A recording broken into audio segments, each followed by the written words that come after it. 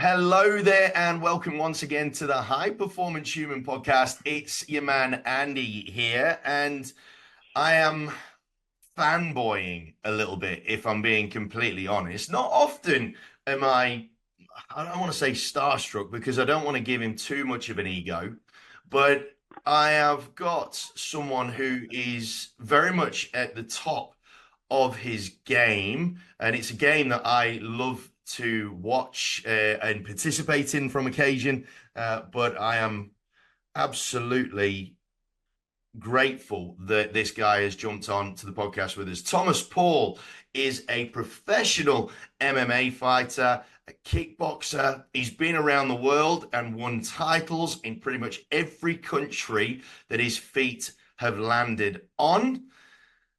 And the most incredible part about the whole thing is the fact that he is totally deaf. He is that much of a player in the game of Wow. martial arts that he has changed the game, and he's changed the way that people accept uh, different abilities, different challenges, different concerns, and he's made the game change to him.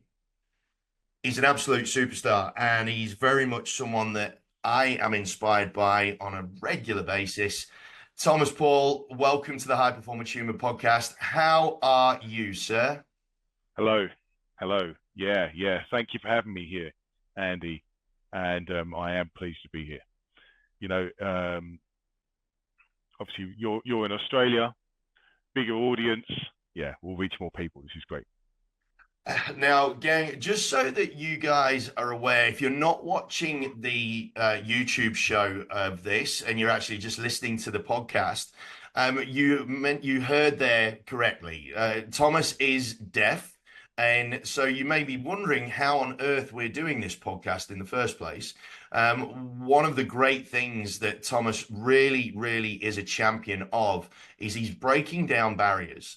And so when I asked if he would jump on the podcast and I wondered how it would work, he very quickly said, "Yep, not a problem. We can get an interpreter who can sit on the podcast with us and be able to help us have this conversation so that others that are maybe deaf or have similar disabilities don't feel that they can't get involved in things like this." I mean, podcasting is a massive part of the world these days, and Thomas is showing exactly what you can do Absolutely. with a little bit of intuition and a bit of effort and just the desire to not want to be limited by one's own limitations. It's Thomas. I'm always grateful, and I'm always inspired by people that come onto this show. Man, your story is one that I think it doesn't only transcend sport, but it really, just by itself, and I don't want to give you a big ego, but I feel that I have to tell you this. I genuinely believe, This big, yeah? Matthew, I'll yeah, shrink it. I'll shrink it. I genuinely believe that what you are doing and how you are going about it is so incredibly unique, especially considering the level to which you have achieved within your chosen field. I genuinely feel that there are very few stories on this planet that show what can really be done if you've just got the right mindset and the right attitude. So it's a great honor to have you on. Absolutely. Now, before we crack on, I've got so many questions I want to ask. And like I said, team, I am fanboying a little bit, which is why you can probably hear a little bit of hesitation in my voice because of the fact that this lad, I've just got so much respect and admiration for.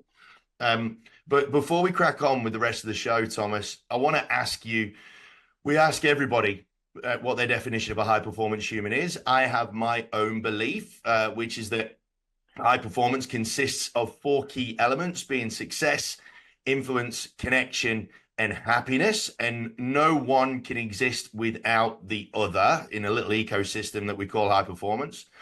What's your definition of a high performance human? Yeah, so my definition, if we think about my definition, it's very much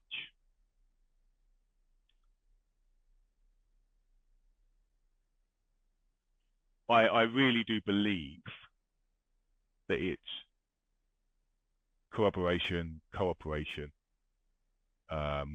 throughout your whole body. It's intuition. It's your gut feeling. I feel that that's absolute key. Secondly, using visual fields, visualizing what you want, ultimately end game. And three, is your response, because you're going to push forward in whatever field, whatever career. And as soon as you start hitting that pathway to success or that initial rise, there's going to be people out there that don't believe the journey you're on. But when you are up there, they'll start supporting you. But not everyone is going to support you. There is going to be people out there that's going to try and pull you down. And there's going to be some people that are out there supportive, And I think one of the key components is your response to those people and those response to that attitude, not letting it become a barrier, learning how to divide that. So those three components, I believe, form my definition. When it comes to intuition and your gut feeling, I think that's really, really vital because, if you feel like something's happening, you can make it happen. If you feel it in your gut, you can make it happen. If you're on the right path, you can feel like you're on the right path. Visualization, I truly believe that goes hand in hand with that intuition, that gut feeling. And I feel like if you get those two or three core components right, you're doing something right. See, we've done, half a century of episodes, and that is genuinely the most unique response of the whole lot, aside from maybe one, which was Francesca Dean, who is she's a champion for those with cerebral palsy, and she came up with a equally unique response. But a lot of people on this show, a lot of guests, they give a response that is incredible, very, very insightful, but very rarely does it reflect as much on the personality as it does the persona. Intuition, visualization, and response. It's a combination of factors that I think a lot of us need to actually marinate on. Team, if you have got your notepad out, write those three words down and just give yourself a minute. Even pause this episode and give yourself a minute to actually reflect on those three words: intuition, visualization, and response. Because if you think about it, gang, we can manufacture success to a degree, and we can work on the skill sets required in order to get to a level of high performance from a technical point of view. But what Thomas has just pointed out there, beautifully, I will say, is you can have all the skills in the world, but if you don't trust yourself, back yourself with visualization, and then respond in a way that reflects those first two things, or if you respond in a way that isn't based on intuition, you are way more likely to fall foul to mistakes, issues, hurdles, concerns. Man, that's probably, I like that answer a heck of a lot. A heck of a lot. And I think just to add on to that, prior, just before I, hit success or hit that ramp up to success in my field of MMA, I was doing well, it's a hard journey up the ladder, but my gut was telling me go to Thailand, and I never really could figure out why, whether it's fate, whether it's otherwise. I was like, my intuition, my gut was telling me there's something out there, and I'd never been there. But my vision, my goal was UFC. That is the overall end game. And you can't do both. You know, if you get signed into the UFC, you can't fight in Thailand. You know, contracting, etc. But so I ignored it. I ignored that. Booked the ticket to Thailand, and I booked a one-way flight at the time. I was like, I'm going to stay there a year. You know, so I booked the flight, and I thought to myself, wow, this is actually happening. I'm finally following what my gut's been telling me. And I had a farewell party. In fact, before I went, I had a great time. Everyone got together, said our byes, and then about a week later, got to the airport. My dad dropped me off at the airport, said my byes. It's pretty emotional, because I booked a one-way flight, and Yeah. everyone knew that. And I think this was 21, so like COVID, yeah. So borders had just opened. I was like, brilliant, I'm going now. Got to the airport, got my bags, got everything to go. Got my ticket over to check in. I'm feeling good, and the lady was like, "You can't fly." But what? What do you mean? Why can't I fly? I bought a ticket. I'm good to go, but unfortunately, COVID. I had a layover in Doha, and then obviously before I went to Thailand. But obviously the Doha to Thailand flight restrictions, can't fly from Doha to Thailand. So it would mean that I'd be stuck there, and I was like, no, it can't be. I've got to get to Thailand. If I get stuck in Thailand, I'm good. I'm good. I don't, like if you lock me in Thailand, I'm fine. Tried to find another method. I thought maybe we'd fly to Doha, fly to another country, and then get to Thailand, and it got so convoluted, so complicated. I was asking friends who worked at airports, come on, like help me out, help me to book some flights, and yeah, the idea got dropped at that time, and it never happened. Went back home, felt so disappointed. Had the party, etc. But fate, however it fell, however the cards were dealt, didn't go. But as a result, double champion, got the call to go to the Dana White Contender Series as a result. Got, the vision of being in the UFC came to fruition. I lost to the contract didn't materialize, but I mean, I just sitting there, what does this mean? At the time, I was like free agent again. I was like, right, cool, one way ticket to Thailand, and it, follow my gut, and it actually happened. Yeah, so good times. It's like intuition is telling you to go, but at the time, I think the world has a way of presenting things to you where it's telling you it's not its time, and you don't know what things are coming up to you. Now, I want to start. We're going to be going off script. So many of my conversations go off script because you guests keep giving me some awesome answers, right? So I'm going to blame all the guests as to why we never ever stick to the plan. It's all your fault. So I want to ask first off, when it comes to your intuition, I really want to dig into this intuition piece because it hasn't been talked about that much on the show up to this point. Your intuition was telling you to go to Thailand, right? What Yep.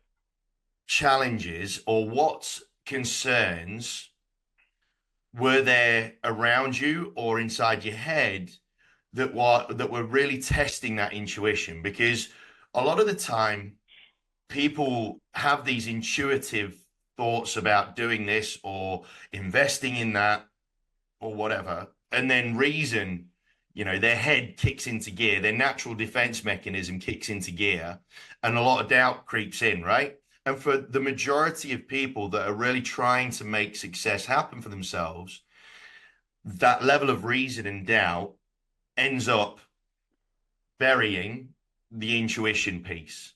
So at that time when you had that sort of spark of wanting to go to Thailand, that intuitive sort of feeling, What challenges were around you? What were people saying? What doubts were being put into your sort of head that made you question that intuition?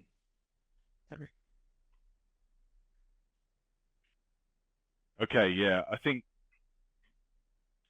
ultimately is there is no wrong or right. I think there is only varying levels of risk. You know, intuition's telling you one thing, your head's spreading doubt. Maybe it's there's not enough research. Maybe I hadn't trained enough. Maybe you hadn't done something to build your confidence up to a level to where you trust your intuition. There's obviously a disconnect. And like I said earlier in my definition, they need to be cohesive. They need to be collaborative, your head and your intuition. I love that. That's a really interesting answer because a lot of people will see, and I've made this mistake. I know I have. Now you've talked about it in that way. A lot of people make the mistake of going against their intuition, and they will see, and if it doesn't work out as a result of that, they will blame that decision to ignore their intuition. Your perspective on it really does flip the script in the sense of, in order for you to be able to trust your intuition, you need to have hit a level of preparation, of practice, of skill, of ability within, that is sort of almost habitual, in order to be able to trust that intuition to a point where you actually turn intuition into action. And I love the fact that you've said there's no right or wrong, because a lot of people, that's where regret comes from, right? Because people have a right and wrong, they therefore Absolutely. feel they feel that the regret is born through that whole thinking of being wrong. So therefore, do you then not feel any regret in your life? Ah, if anything, fucks up, you take it with you. You learn from it. That is what it is. You, no one's got a perfect life. A perfect life would be boring, Andy. Oh, I couldn't agree more, mate. A perfect life would be boring. I could not agree more. Now, because I've got a million questions running through my head, I want to go back a little bit though and give everybody a bit more context as to Thomas Paull, the guy, not just Thomas Paull, the fighter, because I can feel myself fanboying into asking a lot of questions about fighting. So let's go back and give everybody the context of who you There's are. nothing there. There's nothing there, Bath. There's nothing there to find, Andy. I'm only Bullshit. fighting. Bullshit. Now, mate, let's give everybody the whole story. So, I just want to ask, were you born deaf, or was it something that came about after you were born? Okay, so all right. You want to hear the true story? Yes, please. Okay. A little bit rude. It's a little bit rude, Andy. That's Prepare all right, yourself. mate. So one night, my father and mother were out on a date, went out for dinner. They were chatting, whatever. You know, romance hit, yeah. Romance built. Okay, this is how it happened, yeah. But they had a little son. They had a little son already, my older brother. So that was going on, yeah. They were like, right, looking after him, got him looked after. He's deaf. They wanted another deaf child, and they're sitting there thinking, okay, right, let's do the same thing we did last time. I mean, so they're in bed, they're doing their thing, they're making love, Andy. That's how it works. Let's do the same thing as last time, all right? So when you're ready to have your happy ending, yeah, you know what we're talking about there, Yeah, Andy. yeah, yeah, yeah, yeah. When it gets to that point, and you're ejaculating, you come. What did my dad do, right? He shouted as loud as he could, Andy. So all of the sperm looked the other way. didn't know what was happening, bumped into each other, and there was a few of them that made their way through. And the few of them that made their way through was, you know, every single other sperm looked the other way because they're all hearing, mate, and the deaf sperm made it through. So that's how it happened. That's gold. Oh, man. Right, no, right. So let me, yeah. So my all of my family are deaf. Okay, so your mum and dad are deaf as well. Mum, dad, grandparents. I am fifth generation in Oh, terms of wow. deafness. Right. Okay. Yeah. So, But, but, but, mind blowing. Absolute fact. Happened in Australia. I can't believe it. Right? I was like, that's rubbish. My friend told me. And obviously, the deaf community is very small in Australia. Everyone knows each other, or you go to a party, you're going to bump into people that you know or know of you. So information spreads fast, and this happened in Australia. There's a deaf family, and when I say strong deaf family, I mean generations of deaf people, mhm. generations and generations. Seven, six, seven, eight generations of deaf people. So, but not only deaf, twins, twins who are both deaf, seven generations, twins. I'm not Wow. joking. I'm not joking. That's Australia. Yeah, I was What? I, I was absolutely gobsmacked. Yeah, I know. That's mad. And every single twin, every single Mm-hmm. one of them was deaf. And the next generation, both of them are deaf, and the next one. Wow. I don't know how many sets of twins, but like the next time they had twins, deaf. Yeah, so on and so forth, all the way. Yeah, crazy, That's crazy. mad, man. So growing up, obviously within your household, everything's like normal, really. If everybody's deaf, then from your perspective, your household's sort of absolutely normal in that respect, like because you're all on the same level. There's no one with any extra ability than the other. Everybody's deaf, so therefore it's a level playing field, shall we say? How did you? Absolutely. Yeah, How yeah, did? yeah. No one's left out, Andy. Yeah, and also, when it comes to deaf families, we would always attend. My family, particularly, would always attend deaf events or community events or deaf clubs. So I've hung around deaf people my whole life. I would just see hearing people on the streets. You know, but in terms of yeah, I mean, I've hung around with deaf people all the time growing up because I'm very fortunate. Like late 90s, early 2000s. At the time, Andy, the deaf community itself was obviously a little bit on a decline, but luckily I called, well, I was member involved in the clubs, the societies before they all sort of folded. Like you didn't have TV, you didn't have social media, it was a different life. But across time or over time, the deaf communities or deaf clubs have folded because deaf people are meeting in pubs, man. So it's a different type of socializing now.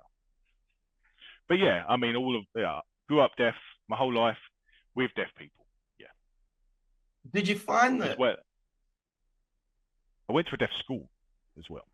Yeah, a complete Ah, deaf school. did you find that because everybody was on a level playing field, that you never actually had the opportunity growing up or the challenge growing up of being less able than people that can hear and whatnot? Because it was all a level playing field everywhere around you, did you feel that that was actually a great thing because of the fact that you weren't exposed on the regular to perceived disadvantage of being deaf? Yeah, I think you're right in saying that. When you're with deaf people, there's no disadvantage, there's no weakness there. Everyone's um, at starting at the same race, starting at the same place. But like when you're hearing perspectives growing up, they look at you, they may look at you like you're deformed because you're deaf, um, education wasn't there at the time. Do you know what I mean? Mm. Like people's perspectives were different, and that was their reaction. Whether that's bullying, neglect, don't want them hanging around with you. But yeah, I mean, yeah, definitely exposed to that. But that I couldn't let that hurt me, because if I was sensitive, my life itself would become sensitive. If you're sensitive to those things, look around. There's hearing people everywhere around. Mm. Yeah. So my life would be very different. Yeah. Now, on that, when you were growing up, were you subject to bullying or anything of that sort of nature? Of course, yeah, yeah, of course, yeah. You're subject to bullying. I think the worst thing is, sports. When playing sports at school, I was always last to be picked. I had to fight to be in sports teams. Mm. Like I had to ask, and they were like, "Oh yeah, sorry, okay, yeah, come play," or you know, I was never first choice. I was always like, I had to make my own space. Like here I am, sort of thing. And the worst of all, or worst thing, schools break time. That's the most socially, because people are fighting. And when I would fight a person, hearing people would gang up on me because that's the way school is. That's how it works. Yeah, for sure. So so growing up, you obviously had challenges with regards to bullying and whatnot, and trying to assimilate with uh, you know, kids that could hear and whatnot. What was it within yourself though, or what was it within your upbringing that allowed you to grow this thick skin? Because I suppose the challenge of being brought up in a deaf family is that when you do step out into the big wide world, you're exposed to these people that do see themselves as superior, for want of a better word, because of the fact that they've got an ability that you haven't. So what was it, or how did you grow this skin? Because the reason why I'm asking it is because there's a lot of people that have got that are disadvantaged, if it's not like a disability, but they feel disadvantaged through a lack of skill or a lack of opportunity or a lack of financial resources. And then when they have an opportunity, but then it gets challenged or tested, they tend to wilt under the pressure a little bit. So, what was it when you were younger that allowed you to have this thick skin or did you ever get affected by bullying in the past?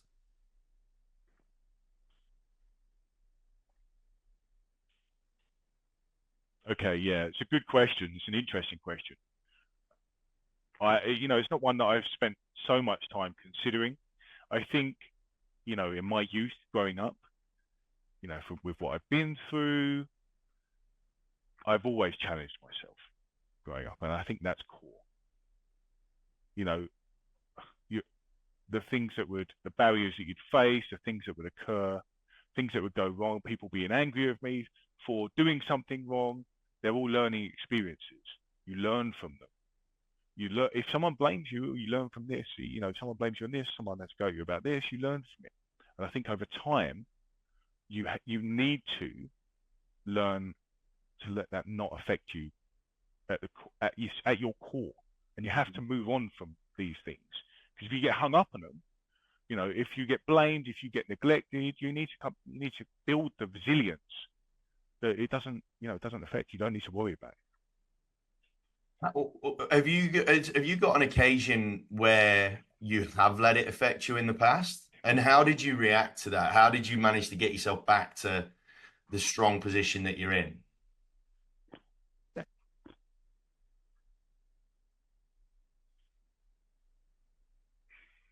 Mm, yeah, I think the earliest instance that's or I've been affected by something probably would be, prior to my MMA career starting. I played rugby. Yeah. So and I was a good player, Andy. I think I had real potential to play high level professional rugby, but at the time, deaf awareness was shit. Mm. I was about 16, 17, and I'm strong. I'm playing at playing team level at a high level. And at the time they were looking, Bristol University, obviously Bristol Academy, rugby team were, and they're a higher team in the Yeah. Premier League. So I was like, right, okay, look, I've got a chance here, and I applied. I went, and I'm psyched. Didn't bring in didn't bring an interpreter. I just wanted to show who I was. I had my father with me. My father's deaf as well, so like obviously we're both just like completely removed from anything going on. And I was just following the group, But get there, get through registration. They put us in groups, and I'm just following people, and then we finally get to like a little bit of a training segment, and I was on good form that day, Andy. I was absolutely on fire, mate. I was training good, drills were good, movement was good. I could see the game, and that was all day, or all morning. In the afternoon, they had a bit of a match, right? So I was like, yeah, look, I can't wait for this. Mm. And they start the match, and I'm making tackles. I'm breaking through. I'm, getting through. Two players were injured, had to be taken off the field, right? Not my intention, but I wanted to show I was, yeah. And they put me in a position which is number 8 position at the time, rugby, and that is, a core vital role. It relies on comms. It relies on, tactic field management. And historically, I've played in the number 6 position, which is a blind flanker, right? So, whereas a kid there's not so reliant on comms because you're just a visual. But they put me there. Can't say no. Maybe they were testing me. I'm thinking, right? So I'm like, yeah, cool, okay, I'll go there. Took the position. Still felt good form, controlling the game, and I felt real positive. I was like, yeah, this is good. Match finished, got back, and they do a bit of a speech, and they start announcing names, who's in, etc. And obviously, I'm sitting there. I don't know who they're calling out from what group, so I just sit there and wait. And I wait, and I wait, and it takes a long time. And they're reading out number names. So they've got 3 categories. 1, first category that you're definitely in. 2, second category, you're standby. 3, sorry. And I'm seeing these good players, right, that I've played with all day go past. And then I see some all right players. And then I see some, players that I wouldn't consider to be that great. I was like, this is strange. And at the end, and at the end, they were like, no, you didn't get in. I was like, nah, that's impossible. So I went up. And they were like, all right, yeah, well, sorry, you're not in. And I was like, why? Can I get some feedback? And they were like, they didn't have any feedback for me. They didn't have any feedback Wow. for me. And that's when I looked at him and I was like, wow, okay. That's when I realized I don't have any chance of playing this game in its current form. But they can't say that, can they? You can't play rugby because you're deaf. They couldn't say that. But that was a massive smack in my face. That was, I was like, right. Essentially, they were kind of saying rugby's too hard for you. And I was like, oh. And after that, I was like, what's the point of carrying on? I was like, right, okay, well, I'll just play at the level I'm playing. I got to 18. And the team I'm in, I was in you got first, second, third team. And it goes down the list, of course, down to recreation. Mm. And I played in 3s in the third team, and there's, strong guys. I was like, Jesus, a big difference compared to under 18s rugby, and that's when I was completely batted aside like I was nothing from these gigantic geezers. And I was sitting there, I was like, you know what? This kind of it's destroyed my perspective on it, because it wasn't just one instance. It wasn't just Bristol. This happened twice before, one being Kent, county level, playing county level rugby. Scouts, they'd come and watched me playing twice. Is what I'm saying. England Scouts, and I was like, I come up to my coach, and I was like, why am I not being picked here? And why am I not being scouted? Because I'm on good form. I'm making tries. I'm making tackles. And I said, I was like, look, don't, don't tell me any more lies. I know it's because I'm deaf. And his face dropped. They were like, oh, what do I do? I don't know how to communicate. And that's when it will sunk in. And he kind of nodded. And that's when I was like, right, okay. And then Bristol was worse. That was the worst instance. And that's when I made the switch to MMA. How did you So how did you handle that? Like how did you process that level of rejection? Because for all intents and purposes, your intuition was telling you at the time that rugby's the way to go. Hence why you were committed to it and you've been doing trials and all that sort of stuff. So for someone or for a system to then just flat out reject you for something that isn't in your control, how did you process that? And what were the conversations like with your family? Because the reason why I ask is because I think for some people, one of the emotions that would come up would be resentment, you know. They would start to resent their family and their situation for stopping them from doing something that they intuitively love to do. become real bitter, yeah. Yeah. So I think if you hold a grudge or if you are bitter, you can never grow. You can never improve in whatever field you're in. You know, that was very much a thing, right, I can't take this any further. I'm moving on to the next thing. Yes, anger, frustrations are definitely emotions you feel, but bitterness, resentment, I think that's different. It's different. So when I was rejected, I was like, right, okay, what can I do then? Mm. And I think that's the path you need to take. I was like, right, because if you've thrown everything you've got at it, I believe that eventually, you could get a chance. That's option one. You could fight for it. Yeah, you could throw everything you've got at it. Mhm. Hopefully, they give you a chance. Two, you close it off. You find a new avenue, a new sport. Mm. What was it That's in yeah. you? What was it in you? So can I just add to it? Yeah. So I mean, sometimes, you know, is there any point digging deeper if it's not gonna help? Mm. If you're digging, you're fighting, and you're digging, nothing's there. Yeah. I think it's Yeah, pivot. You try something else. yeah, and you very much did dig as far as one could go to the point of getting trials with professional clubs and organizations and national setups and whatnot. It's safe to say that you dig as far as one could dig in order to, because one of the challenges that I have with this, right, is a lot of people don't dig far enough, right? Their determination only goes so far, and it sort of coincides with a there's this meme, there's a picture that kicks around where there's someone that is digging, and they on the other side of the wall is all the riches and gold and all that sort of stuff. But then they Yeah, stop, or the gold. Yeah, yeah, yeah, and they stop digging just before they make it, right?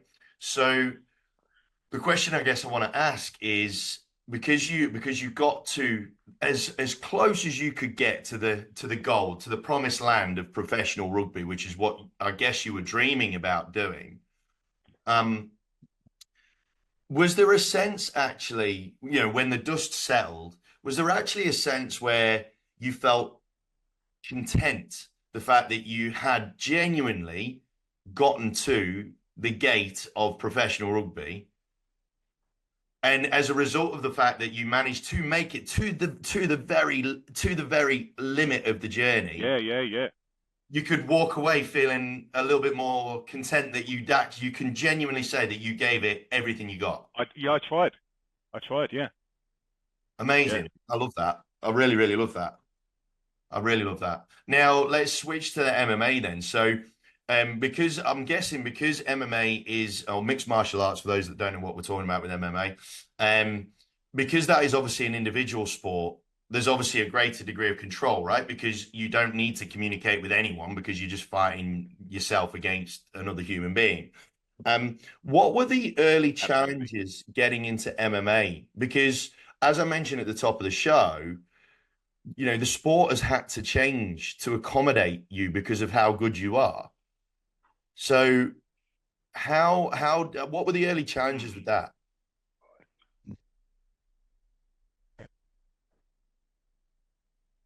Okay. Yeah. I mean,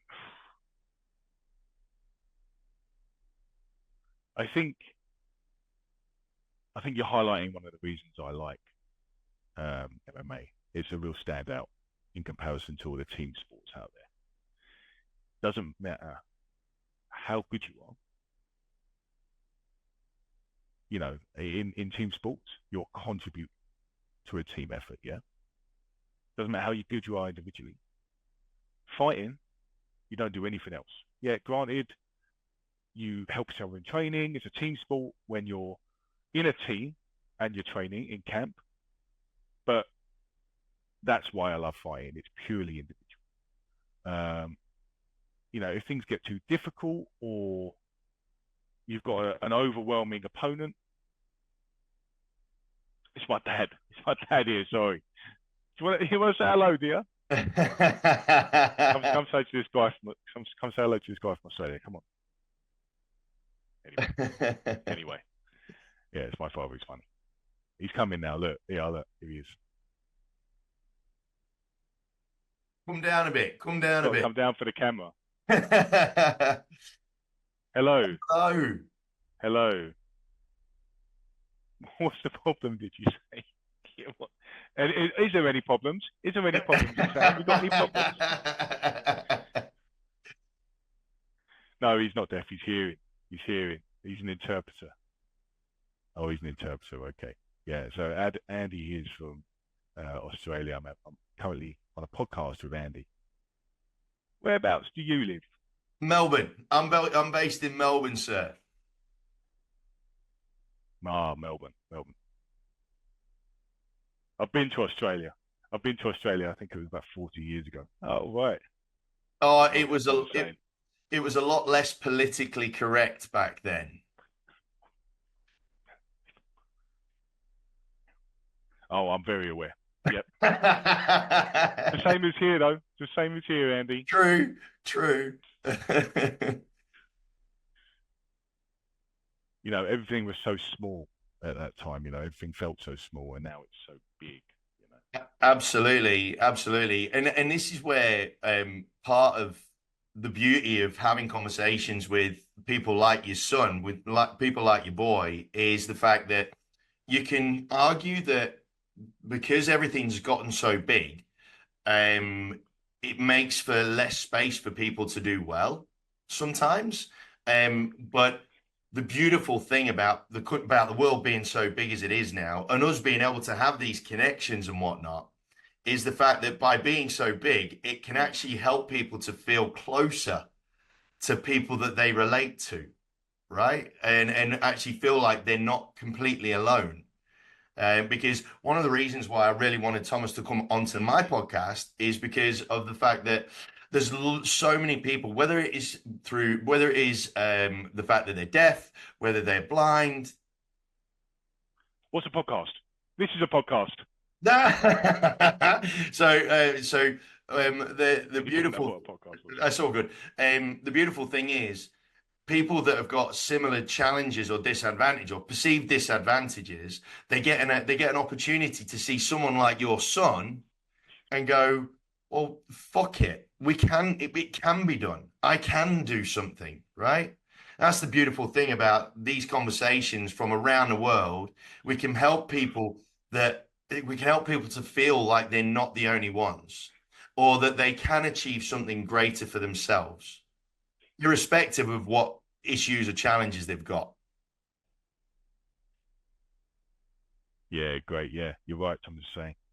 Yeah.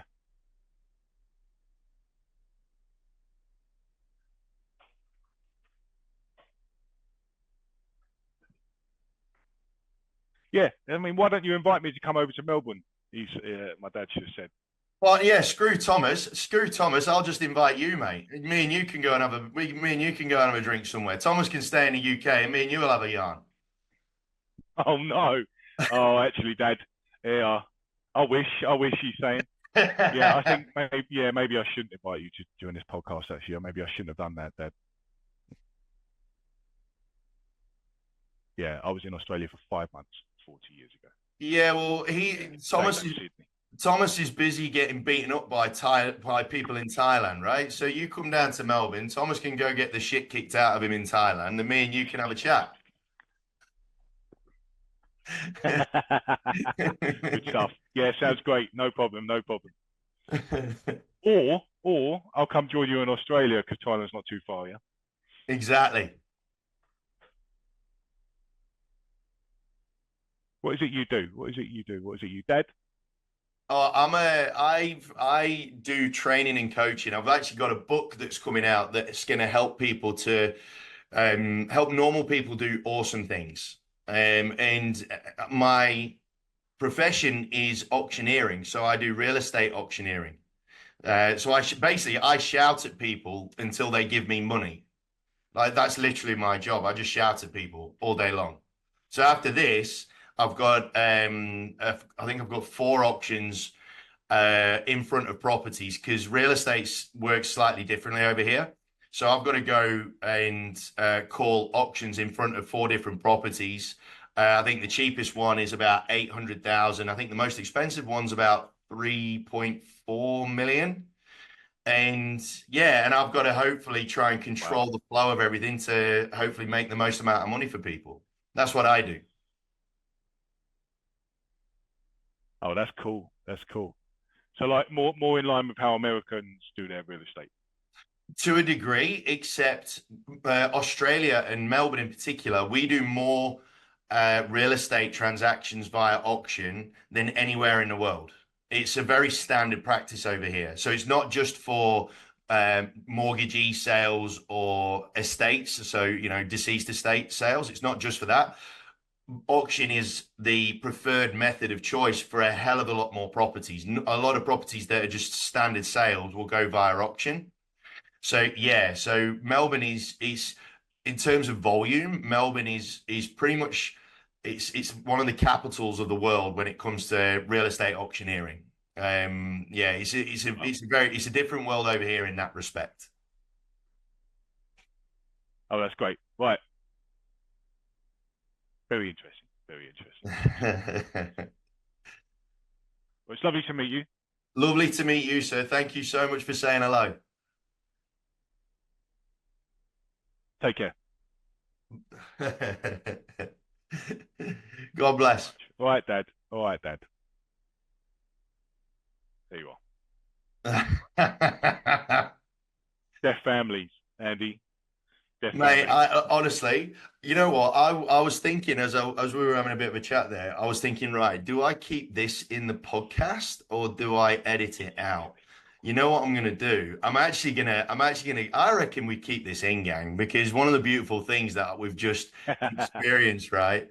knew Uh, you would. one of the beautiful things that we've just experienced is the fact that Thomas, like you said before, his whole family were deaf. They were there to support each other right through from the very beginning, all the way through to right now, where Thomas's dad comes windmilling onto the podcast and asks us what the hell we're doing with his boy. So it doesn't matter how big and ugly he is and how bloody hard he is, he's still got his old man backing him up. It's a must. It's a must. Everyone needs a dad like that, huh? Love it, man. I absolutely love it. I love it. So now back on to Let's go back. Yeah. yeah, back to our Um, conversation. so what I was saying is, yeah, I think the good thing about fighting is before I get onto that actually, um, an example obviously from rugby, I was a deaf person in a hearing game. Yeah, it's different. If I am a standout player, hearing people, I think would feel more threatened in comparison to somebody who's not. This is someone who's deaf, who's better than me. They're expecting to see 100%. me play a lower standard. Yeah, and what they do as a result is I get I get, funneled to the side. I get pushed to the side. You know, I in the game, in a team sport, I think people are very keen to make you or to bring you out of that line. You know, you need numbers in a team sport. You need Mm. that cohesiveness. With fighting, if I get, if I'm against an overwhelming opponent, and at the end, there's a level of respect there. You know, Yeah. that bravery of walking into the ring. There's not many people who can do that.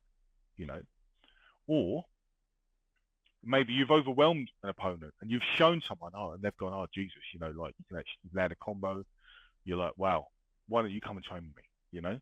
There's that level of respect. There's no, you know, with rugby, rugby is one thing, fighting's another. You're hurting each other in it. You're actually hurting each other in fighting, and there's a level of respect. In rugby, not so much, but you still kind of push to the side. And that's when I realised, an individual sport suits me as a deaf person. You've stumbled across something that's incredibly poignant, right? I've been doing a lot of studying around the need for safety in numbers, right? That humans have. Humans are inherently pack animals, right? We're tribal beings. We feel like we need to belong to something greater than ourselves. And when something threatens that greater entity or is different to what that greater entity represents, then we as individuals feel just as threatened by proxy. So it might not affect us directly, but if there's an indirect threat to the group, then we personally feel affronted, right? We feel like we are challenged by it as an individual as well. You've made a really interesting point there because you're absolutely right. For someone, and this is where I think the community of MMA is it's so good, and I've always respected this from since I've given it a go, right? Is the fact that you are judged by what you can do, not who you are in MMA, right? And so there and the inclusiveness that comes, and it's kind of a bit Absolutely. contradictory because considering it is such an individual meritocracy sort of world is MMA, the level of inclusiveness that MMA has, considering the violent nature of it towards each other, it's almost like there's so much less ego involved in mixed martial arts than almost any other sport. Absolutely. Yeah. Yeah. And I think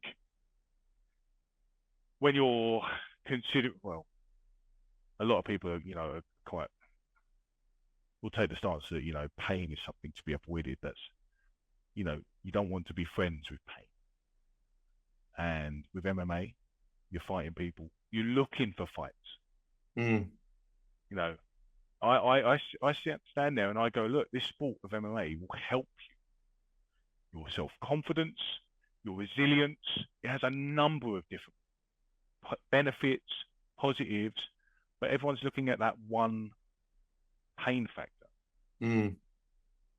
But it's the pain is the realest thing in the world. You know, in a landscape of where so much is fake, pain is that one thing, that one thread that is real, and pain is that one thing that makes everything else feel less than. What an incredible point. You're absolutely right. You're absolutely right. We as humans, we are searching for what is real, right? That is what we are doing right now. And it's one of the reasons why so many people in the world, and anybody, if you're listening, you will attest to this, you will agree to this, you will understand this in your own little way. We're all searching for what is real. And one of the big conversations that's doing the rounds is what is real versus what is not real on social media, conspiracy theories, what is real and what is not real with regards to politics, to world leaders, all sorts of different theories. And it's almost like because of the exposure I won't call it transparency because there's obviously a lot of cloak and mirrors when it comes to social media as well. But the level of exposure that we have to differing opinions and different thoughts and perspectives on things makes it even harder to dissimulate, to work out what the fuck is real in this world anymore. And what Thomas just said then is so fucking profound. I've got goosebumps because in from a visceral, from a humane, what is inherently defines us as human beings, what is real? There's very few things that are real these days in life. Pain is something that is universal. And it is real because it has an emotional connection to you. It has a visceral, physical connection to you as well. Now, I'm not suggesting, and neither is Thomas, that you just go out and start headbutting a wall and whatnot so that you can feel pain, because that's probably not a great thing to do. But, Absolutely not. Absolutely not. No, no, no. But I'll to, try it. Yeah, I'll give it a go. Yeah. No, no. but to be able to feel something that you know is real and therefore grounds you in a sense of reality that the world of media, social media, and a lot of the world to an extent does not allow you or help you to It gets feel. a lot. It gets a lot. You know, it infiltrates. It gets in your head for sure. It brings everything back to center. Yeah. Amazing, man. I Yeah. fucking love that. And as you say, it brings you back to reality. You know, it snaps you back in. You could be flicking through social media. Your mind could be a million miles away. Yeah. You could lose your sense of self in tech or, you know, the ether and what's out there. Pain snaps you back, you know, whatever form. You're right, okay. It grounds you, I'm here. And I just want to make mention, Tim, of the point that he made there about how in a team sport environment, people felt threatened because of the fact that he was as good as he was, despite being deaf, and because he was different and amazing, they saw that as a threat. Whereas he's made the switch into MMA, and a lot of people in MMA that he's fought with, that he's spilt blood with, see it as a gift that he is as good as he is in spite of being deaf, right? They see it as a real positive. They see it as an inspiration. And it's amazing how different environments interpret the same thing in different ways. And that's something that we all need to ponder and marinate on and put into our notes. Just because you're in an environment currently where the perception of your situation is a certain way, it doesn't mean that another environment can see those circumstances and in an entirely different and an entirely much more positive way that Absolutely. allows you to grow as opposed to having you be limited by said environment. Man, Absolutely. Yeah, I think you're absolutely right in saying that. I'm gonna have to go and sit And down and have a cup of tea after this. This is just fucking nuts. Like, this is mad. yeah, I think if you're doing an example, you know, the famous saying is, you know, when you talk about kids, oh yeah, you know, you're hanging around with the wrong people, and where do you end up? Prison, right? Yep. Yeah, and that's it depends, and you know, it's a famous saying. I think environment and the people you surround yourself with, if you're hitting barriers, you know, in multiple facets of your life or multiple strands, and if something doesn't work out, it's not meant to be. That's fine. I think pivoting, trying different things, finding your niche, finding your field, is critical in finding your path and progressing and succeeding. Couldn't agree more. A lot of the time, we tend to worry too much about what we are lacking as humans, right? But in a number of cases, it might not be the fact that you're lacking somewhere. It just might be that what you are is just not in the right environment. It's not in the right place. And you therefore need to go and find your place, right? Fucking love that. That is incredible. Yeah. And it kind of ties in actually with a challenge that I have had, which is the fact that I personally have tried to be different things to different people. When inherently the things that I know I'm good at and the things that put me into a state of flow are the things that I need to go and chase. I need to just go and find, and you know, and in James Clear's Atomic Habits, he talks about finding the right set of circumstances and the right environment that fits with the things that put you in flow. And the environment piece is something I've not really thought about so much, but you're absolutely spot on. Finding the right environment to suit your skill set, your persona, the things that light your fire building those, yeah. is so incredibly important. You're absolutely right. I love it. I love it. Man, I really want to ask you a couple more questions because I know that this is going to be a slightly longer episode, team. I'm not going to apologize for it because of how much gold is contained within it. But I'm conscious of Thomas's time because it's getting real late over in the UK, right? So I'm sure he's got to go to bed and you know and get his beauty sleep. Um, Now in MMA, when was it or what was it or when was the moment that you discovered that this is the environment for you? What was it? What was there a particular moment or was there a particular situation that really made you feel comfortable and confident that this was the environment for you?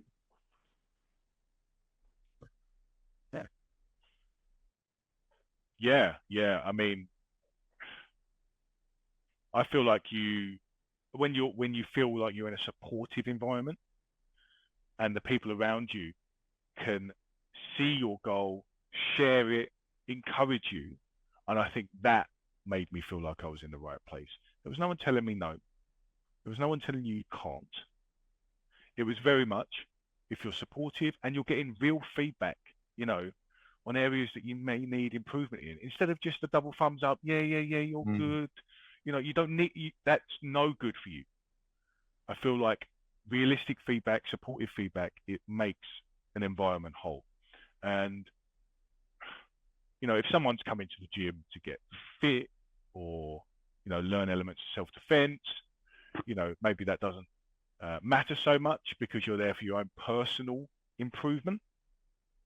But if you want to make a career out of something, you absolutely need to surround yourself with the right people, the right coaches, the right environment. Without these people around you, you're never gonna get to the goal that you want.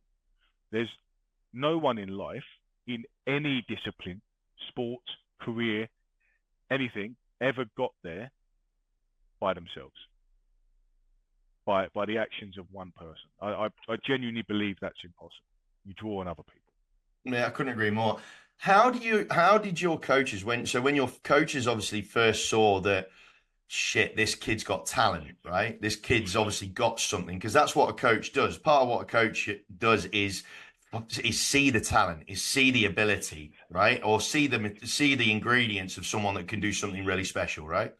Um, how did your coaches, and then it's incredible that the coaches that you met and who took you in didn't see the hearing impediment as an issue, or they didn't see it as a challenge. It was more so a case of, right, how do we get around this to let this kid's talent shine, as opposed to, whoa, how is this even possible? So how did your coaches and yourself come to an understanding around how to best work around your challenge? Okay, yeah. So I think there's one thing here that I want to say just to add. I think the right coaches, right environment is important. I'm still missing out in an environment like that, of course. In an MMA environment or a gym, amateur fights, that's where you start. That's where I started. And obviously you make the transition to pro. Um, I didn't know that. I didn't know that that was the goal. I was like, right, I want to fight. I'm going to book a fight. My coach was like, no, you can't. Like you're new. There was a bit of doubt here at the time. So I was like, right, I couldn't fight. They were like, we can't fight for the gym. And then when I finally was like, no, I'm going to fight. No, and they said, right, you got to fight at an amateur level. Right, so you got amateur, semi-pro, and pro. in MMA, amateur you can't elbow, and there's additional rules at amateur level. For example, if you're throwing elbows and you're against someone who can't deal with that, it's going to end up with immense injuries. Mm. So the circuit is there to build confidence before you get to a pro level.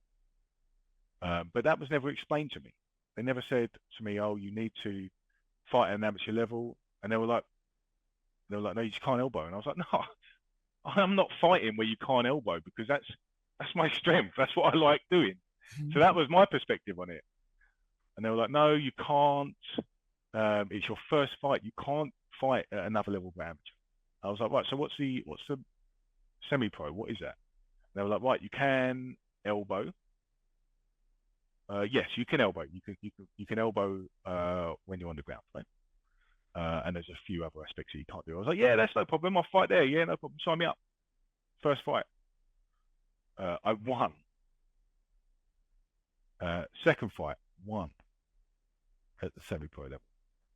Uh, and I sat there and I was like, I didn't really understand what amateur fights were for, really. And I was fighting high-level fighters, and it started to become tough, you know.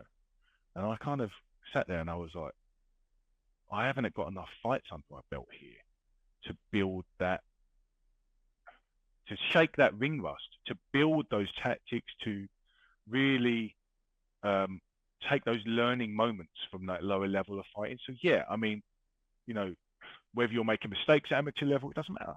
It doesn't matter, you know. And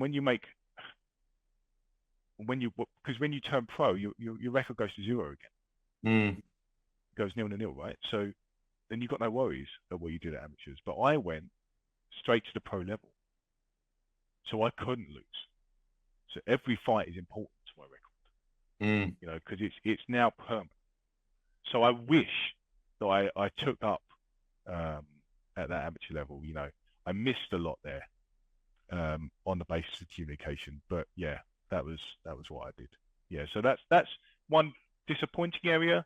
Yeah, but I'm very fortunate that my MMA career has gone well, Mm. regardless. Yeah. So Oh, and but you said here obviously the point that I felt, well, you asked earlier the point that if someone's telling me I can't, it makes me say inside that I can. mm, I don't sit there and go, no, okay, I can't. I go, yeah, I can. And if you do that, I believe you're going to make a difference. amazing.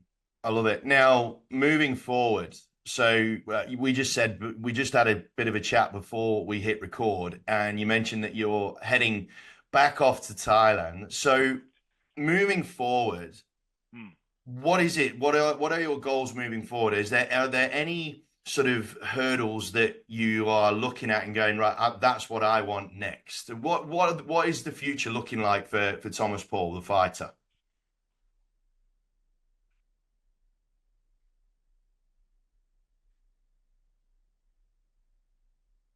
Mm.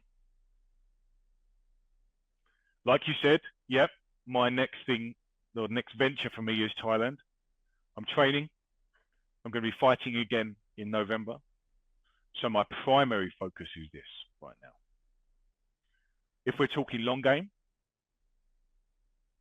I do want to help deaf people in sport.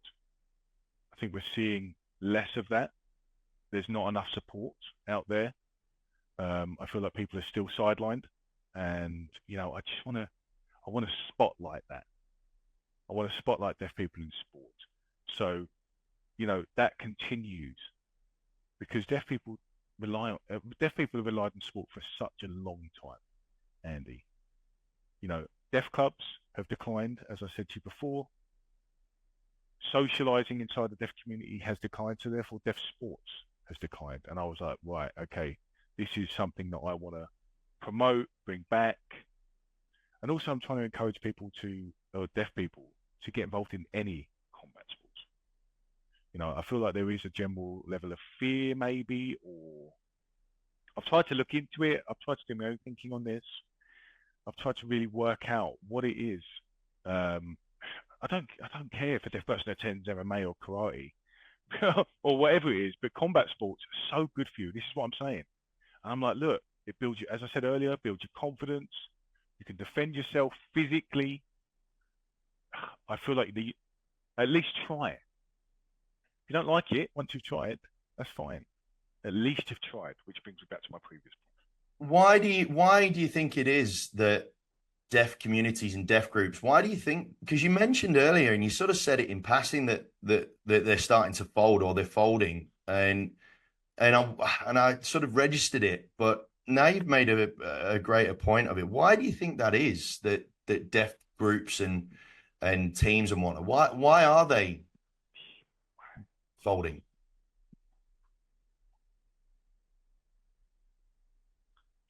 point. So there was no social media or any phones, right, back in the day. The exchange of information was very limited, and Mm, deaf clubs were a real hub for information being passed around the deaf community, whether that's next events, whether that's general information, whether that's just socializing, welfare, everything. It was an absolute hub, a point for for this for deaf people. And now everything's on your phone, Andy. Everything's mm. there. So I don't need to travel all this way to a deaf club. So deaf clubs, they didn't get the membership anymore, and then saw a decline. And also younger people, this younger generation, it's a little bit stupid. They're thinking, they're pushing on, like, oh, we don't need the deaf clubs, we'll do our own thing. But what's occurred as a result is the deaf community is now divided. The community is divided, and that's no good either. No, it's not, and it's an And interesting. I think social media has an impact. In theory, it should help. Information is more easily accessible, but I feel like what it's pushed people away, you know, ultimately in some aspects. Exactly. I think, and this is where social media has created so much more connection, but it's also created a hell of a lot more isolation for a lot more people. And Yeah, that goes against what inherently makes us human beings, right? And this is where the conspiracy theories are, that this was the whole point, this was the whole idea, to try and divide and conquer sort of thing. But what you've mentioned there, and something that is a focus for you moving forward, which I think is a focus that we all need to have really, is the fact that ultimately we still have to do the things that make us human. There is so much technology and everything kicking around now that helps create efficiencies and all this sort of stuff. But we are not going to stop being human, and we're not going to stop needing those things that make us human. And so, Thomas, the fact that you've said that that's going to be a focus for you moving forward, that to really create or recreate the group, the pack mentality for deaf people that allows them all to gain strength from it, absolutely. right? Because that's what groups do. You feel power in numbers, strength in numbers, like I said earlier, but there is an inherent positive to that. For those people that do feel disadvantaged, to be able to feel that they are part of something greater makes them feel a lot more confident and a lot more powerful to be able to go forth and do what it is that they want to do. And you are a shining Absolutely, example of yeah. that. You're an absolute. Yeah. And I think, as you say, you join a group, you feel empowered, and on your own, you might feel, that level of confidence drop. But if that group is there, you can always return. You can always, if you've got a group that you can go to for reassurance, for support, to vent, to build that resilience, to build that confidence again, but without that now, they're relying on maybe their immediate social circle, but everyone's busy. You might try and FaceTime them, but there's no human contact, Andy, is there? No. You're absolutely right, man. I'm really glad that that's going to be a focus for you moving forward, and I can't wait to support it in any way, shape, or form that I can. Look, we're going to need to bring it to a head because I'm conscious Can that it's I can I just add one yeah, more point 100%, before we wrap up? 100%. Yeah, just to add here, like over time, I've tried to raise money for a charity, which is called BSL Community, and Yeah, so raising money for BSL community, and they help exactly what their name says.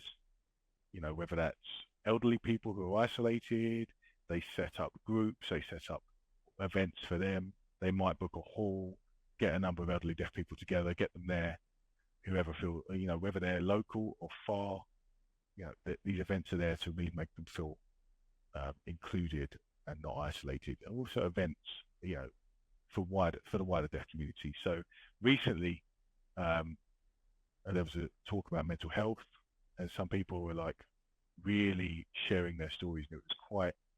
Some people are saying, I feel really lonely. I live in a village. I'm the only deaf person here, and I can't get out the village as easy as I used to. And I feel a real sense of sadness and empathy. So this is why I'm deciding to raise money for BSL community. We have a raffle, like a draw with various different prizes. You can buy some tickets and potentially be in for a raffle. Do you know a guy named obviously Bear Grylls, right? Yep. Yeah, so he's a survival guy.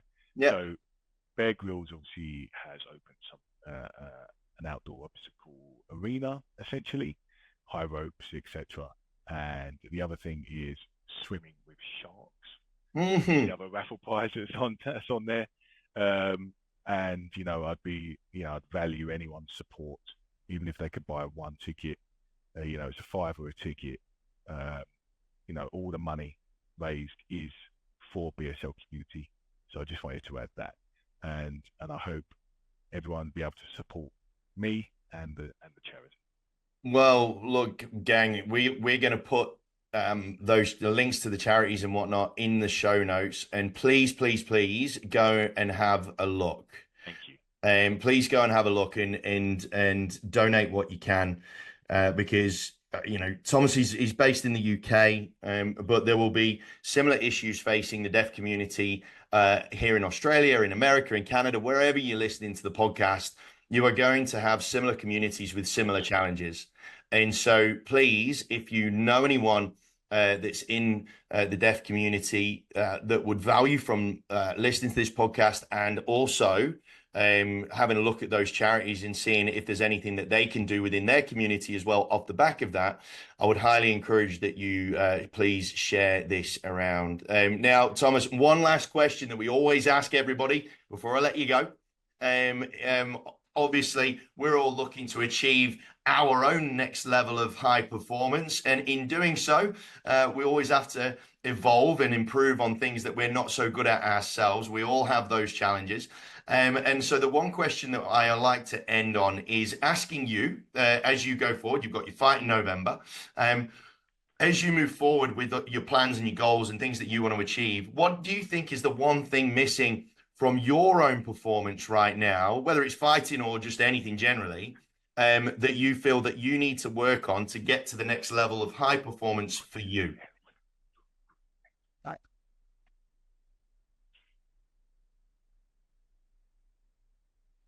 Okay.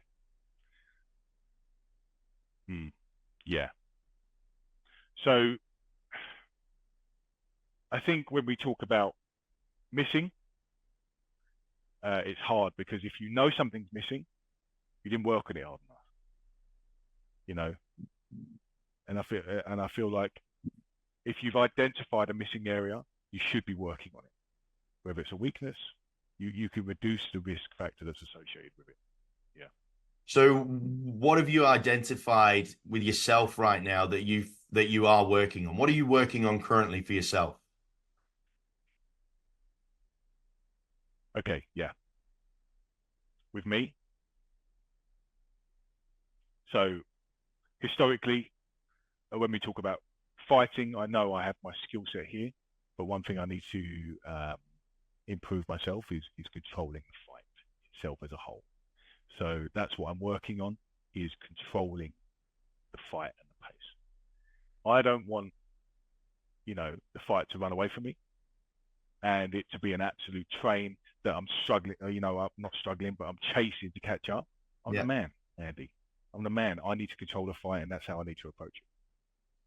I love it. And there is a number of analogies, gang, that you could take from that you can apply to your own life because controlling a fight is very much like controlling your life, right? If you've got to take ownership of that ring, you've got to take ownership of your life and everything within it.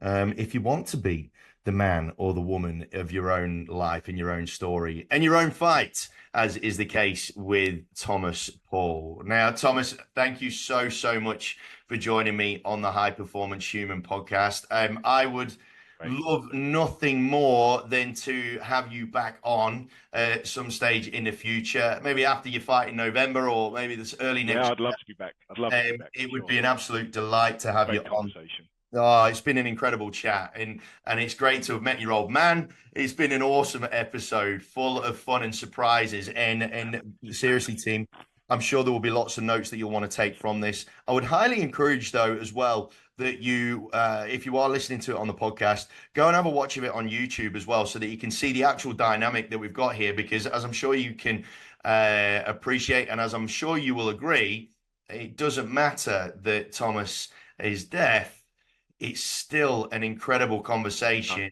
irrespective. And that's the whole one of the whole points of us having this episode today is the fact that you don't have to be limited by your limitations. You really don't.